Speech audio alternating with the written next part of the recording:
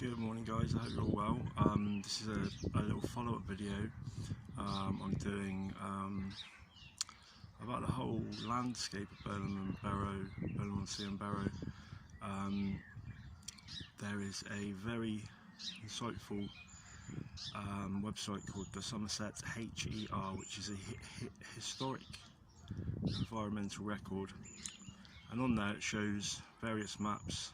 The tithe map, which is like the first sort of map, and also the first and second and third ordnance survey maps, which is still used today. There's also got photographic pictures of the whole of Britain done by the RAF in 1946, and again more recently, I think it might have been 2007, but I'm not sure about that. Anyway, it shows all around the area of part of Somerset as Burnham on Sea, Barrow and Breen, and at the end of Breen you got Breen Down, which is it's something in itself. It's full of amazing features and history, Roman temples, hill forts, Iron Age settlements, and it's also the basis or where a very famous book called The Sea Priestess by Dion Fortune is set there. So and she was a very well-known occultist who lived in Glastonbury, I think. She's from the area. Anyway, on this map it shows clearly written in big letters stones, and there's about 25 stones that were on the south esplanade of Burnham on Sea seafront, which is now completely covered up by a huge seawall. But I think I found a lasting bit of evidence, which I'll show you in a video following this. So I'm just delving a bit deeper into the area, and then in the future, hopefully not too far away, once it gets a bit nicer weather, I will be doing one on the Paradise area called Paradise, which itself is so under documented and under hyped. It's the place where apparently Joseph of Arimathea, or Joseph Haramateo, which is what his name was actually, which means Crown Prince. It's not a place. He was potentially Jesus' uncle, but could have been Jesus' brother. We're not 100% sure. We're not even 100% sure about Jesus, if we're honest, but he landed, he sojourned at Paradise. He called it Paradise, which is on the coast there between Barrow and Burnham. And it was called Paradise up until, I think, about maybe after the war. The main road was called Paradise Road. It was called Paradise. And there's so much stuff there which is going to be even more, it's just really interesting. And the what I've had, like these downloads once again, a little dot to dot put together, is fascinating. So it's something to look forward to. I also want to thank Paul Cook, who I spoke to about this. He's very supportive as always, and Thomas Sheridan and his Beyond Room 313 channel, who basically shared my video, last video, and usually I do shorts and whatnot. I've had a few thousands on the shorts, and it's hard to get people to watch videos longer than shorts, and I've had over 200 views now in one day and over 20 likes, which is unheard of for me. So if you like this, please like it, please subscribe. You don't have to, I'm not begging for subscriptions or likes, but it's just it's nice to see people watch it and appreciate it. So yeah, I'll put some more videos on. I'm going to put a couple of pictures of these maps. Also, the fascinating thing is that on these maps that go across the whole of Somerset shown, unfortunately not every county seems to have them. North Somerset hasn't got one. Has got one, but it's not very good. You can go into North Somerset from the Somerset map, but it's all sort of pixelated and covered up. But basically there's these standing stones all the way across this part, from Breen Down all the way down to the end of Burnham seafront, and all the way back. Me and my friend Rob go to Edmund Mound in Glastonbury and watch the solstice, and there was stones there, and conveniently, well, one of the stones was, I pinpointed it on the map. There's a big layer of big square layer of concrete there, so I think that was quite a big stone there, to be fair. But the fascinating thing is, Glastonbury, high ground, I can understand it, but where these stones are, and they're clearly marked on this map, it's all in the levels, and it's all around on the where the waterways are, where the irrigation reens and ditches are. So it chucks a spanner in the works that the abbots and the monks from Glastonbury dug it, because these stones are potentially thousands of years old, which is older than Christianity, older than the monks, and a lot older than what the irrigation ditches where they reclaimed the land, supposedly, on the timeline. Why would you would be putting, they're not megaliths, they're microliths, but they're still of a size. I mean, the ones on the golf course, 1607 we had the tsunami, so it deposited the layer of silt on the golf course, but also in the book about Barrow by Reverend Kem, which in itself is quite a synchronicity, as Kem is the original name for Egypt. He said, which I don't understand why he didn't talk about a flood this time, he said in 40 AD the sea deposited a layer of mud and silt all across where the golf course is now. Now, there's only one way the sea can deposit any layer of anything, and that's to go over and cover where it is. So something with that as well. But anyway, we delved deeper, and once again, Thomas Sheridan, literally one of my heroes. I've been following him for ages, and it was absolute. It was like, wow, couldn't believe it. So thank you, Thomas. I really appreciate your share.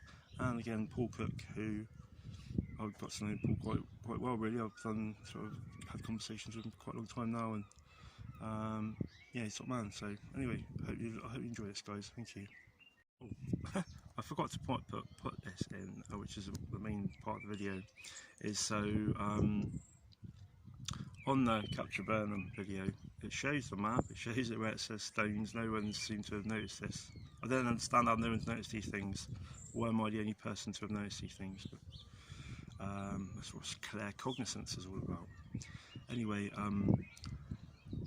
the stones aren't there anymore, but they are. There's a picture with like a seashell-shaped bandstand, and on either side of it, there's this huge like rockery of big stones. I'm not talking megaliths, but I'm talking, I don't know, say maybe 20 centimetres deep, 30 centimetres deep.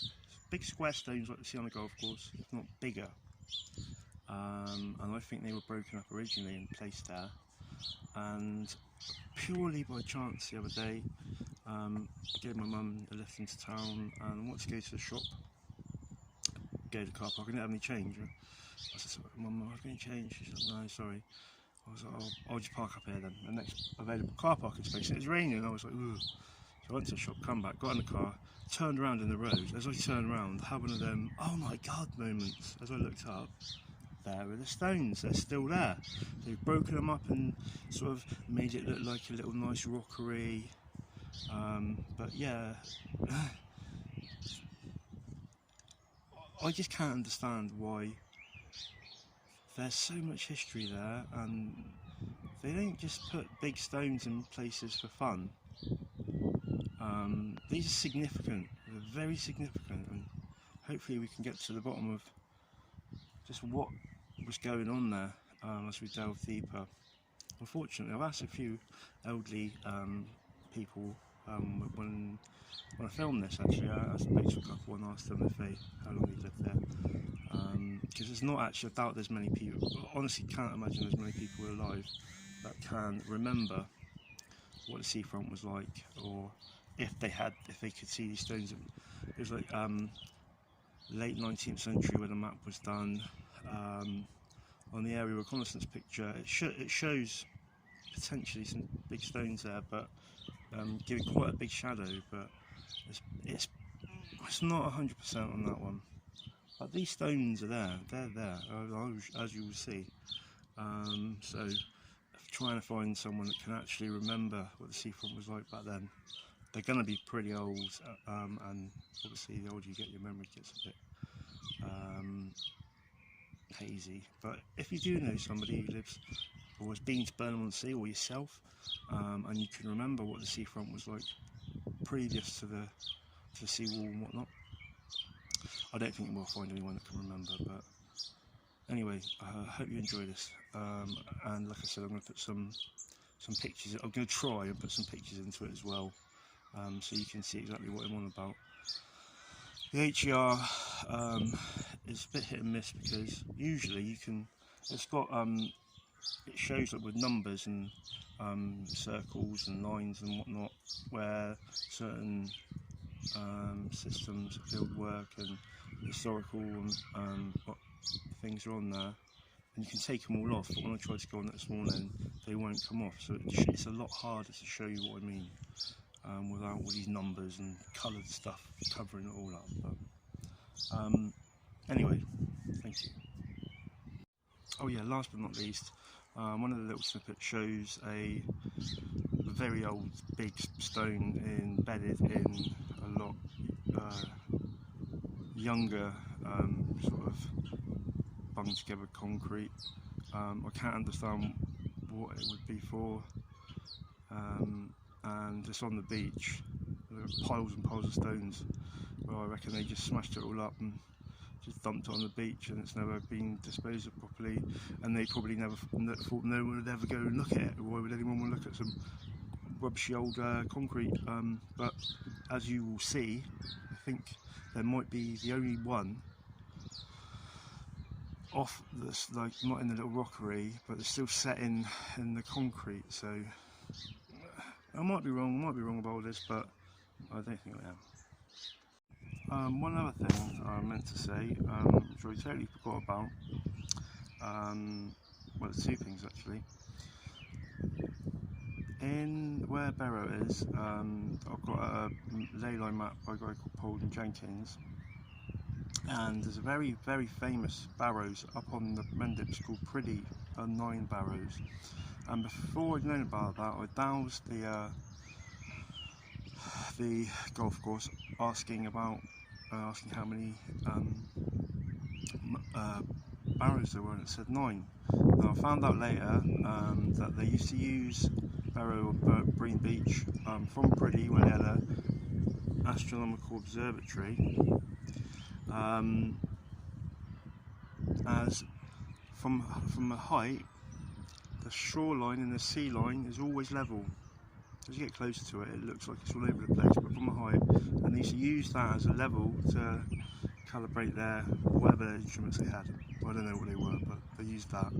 And also the ley line runs straight through Barrow, straight through Priddy, 9 barrows. Literally, they both line up. And I made this up a little while ago, but it's as Mr. Miyagi would say, as above, so below. But yeah, so it runs down. I wonder if it's like a lower and higher type thing. One in homage to the other one, because it might have been covered over at some point when it's flooded or whatever. And also that ley line runs straight through. If you come out to sea, get in the sea, swam straight on that ley line. The next place you hit is Cork Harbour, and Cork is another very magical and mysterious place, as is the whole of Ireland. And it was all actually connected together at one point, without the sea there. So there's more things to think about.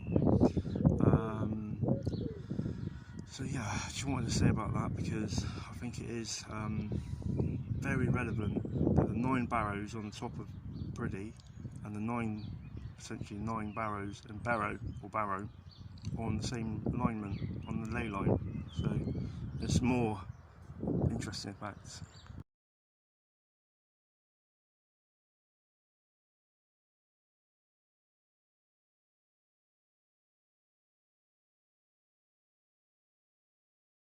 So here I think is, well, it's pretty bizarre. You've got this bit of obviously concrete stone, but then there's this sticking out the top of it, which I'd like to see how far down that actually went, because that looks pretty like a solid bit of stone, and obviously this has all been made up. But this would have been up there, I think. I mean, it's not too far beyond belief. There's all little stones around there, which I'm not saying are part of the same thing, but that bit there, and as we can see on the map, that this whole part of the seafront here in Burnham had over 25 stones. The rabbit hole goes deeper. So here we have a little random rockery. I'm making a mockery out of rockeries here, but as you can see, they're all big stones, which I will put a picture up. Shows that the 1930s there was a bandstand here, and on either side of where the bandstand was all these random stones, and on the map it clearly shows marks in big letters stones, and there's over 25 of them, and then they've basically put them all in here. It's the same on the other side, which you'll see in a moment.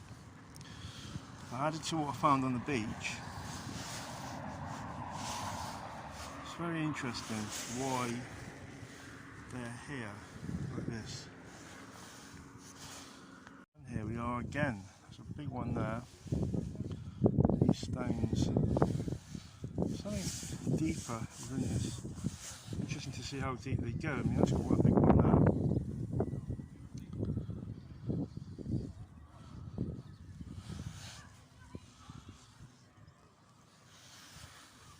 Yeah, once again I'll put a picture up in the video, once I work out how to do it, showing the original picture I found, and then the map highlighting where these stones are, and they're all dotted literally all the way along, see from the jetty all the way back here. There's a very ancient stone there